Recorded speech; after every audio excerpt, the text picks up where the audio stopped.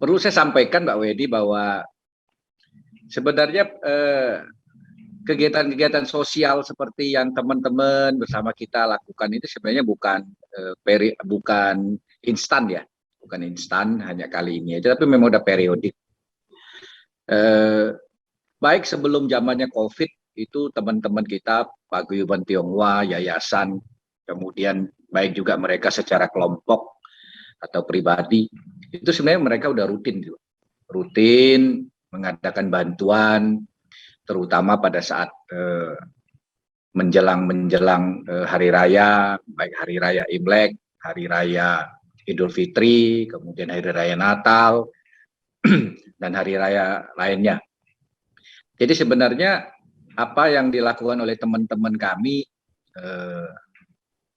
bersifat jangka panjang. Cuman kebetulan saja pada tanggal 6 itu Sumatera Selatan kita tahu, bahkan Indonesia, bahkan sampai ke luar negeri, begitu heboh kota Palembang. Saya mendapat banyak sekali telepon, japri, kemudian pertanyaan-pertanyaan, termasuk dari Mbak Weni sendiri. Pada awal-awal ya. Ya, pada awal-awalnya. Siapa ini almarhum dan sebagainya. Saya tidak pernah mau komen. Saya tidak pernah mau komen karena bagi saya, karena kalau saya komen saya juga akan menjadi salah satu, karena begitu banyaknya telepon yang masuk ke saya, begitu banyak pertanyaan via japri dan sebagainya, itu saya memang tidak mau membuat suasana tambah gaduh. Gitu. Saya harus hati-hati karena saya tahu saya salah satu sumber berita. Ketika saya salah menyampaikan, akibatnya kurang baik gitu. Jadi saya harus menahan diri, termasuk Mbak Weni berapa kali itu WA saya, japri saya, mana Bang, kok nggak ada beritanya? Tapi begitulah, saya tetap bersikuku, saya tidak akan mengeluarkan statement. Karena saya sudah mengira, karena selama ini saya juga punya hubungan bisnis sampai ke Singapura dan Malaysia. Saya tahu ketika kita membuka rekening di situ, di luar negeri ya, apalagi Singapura, dengan total dana yang besar di situ, itu tidak semudah membalik telapak tangan untuk bisa mencairkannya. Oleh karena itu, jujur, waktu itu saya bimbang dan ragu atas pemberian dana sebesar itu. Oleh karena itu saya tidak mau komen, saya diam aja.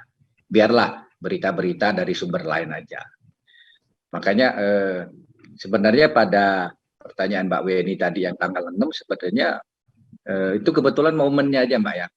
Memang kadang-kadang kita mau memberikan satu bantuan agar tujuan kita tuh sebenarnya sederhana aja. Agar ada satu momen tepat yang kita gunakan sehingga begitu banyak menggugah hati orang, menggugah hati para donatur yang budiman, sehingga mereka tergerak hatinya pada momen yang tepat. Sebenarnya ini kadang-kadang kita melakukan satu pekerjaan sosial, kita juga harus mencari satu momen yang tepat sehingga menghasilkan hasil yang maksimal gitu.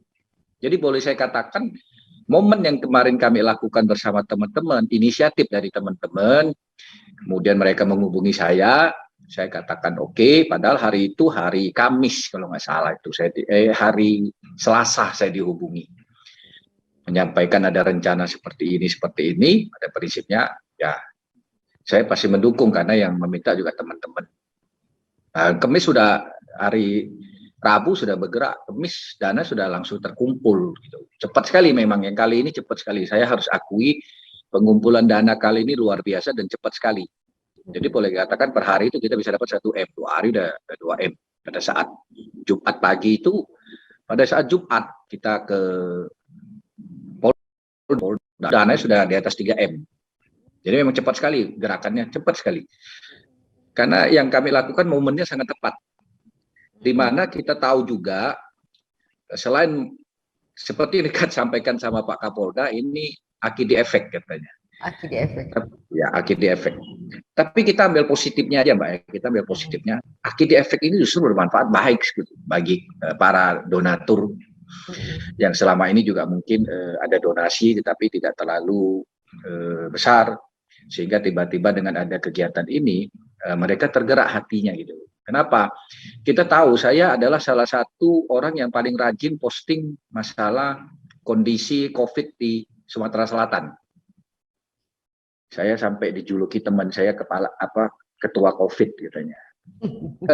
Karena saya selalu mengingatkan pada teman-teman saya tidak mau sahabat-sahabat saya, keluarga mereka itu lengah di dalam prokes, sehingga keluarga mereka terpapar oleh COVID. Nah, kita lihat dalam bulan Juli, bulan Agustus itu Sumsel itu menanjak terus, pernah sampai 1.200 itu paling maksimal dengan kasus di 1.200. Oleh karena itu kita teman-teman yang memang selama ini juga sudah membantu, sudah banyak memberikan gerakan-gerakan untuk masyarakat dalam penanganan COVID, yang dimana kami juga sudah memulainya, PSMTI juga sudah memulainya di bulan Maret. Teman-teman dari Angci, dari paguyuban lain, HK, Yociu segala macam, semua juga mereka bergerak semuanya. Ya, Guangzhou dan yang lainnya lah ya. Itu saya lihat baik secara berkelompok, secara organisasi maupun secara sendiri-sendiri mereka semua bergerak. Banyak sekali gerakan bantuan medis segala macam semua. Dan inilah yang saya katakan, tapi puncak momen memang kita jujur aja, kita harus mengakui puncak momennya memang terasa saat AKT Effect. Jangan lupa subscribe, share, komen, dan like ya.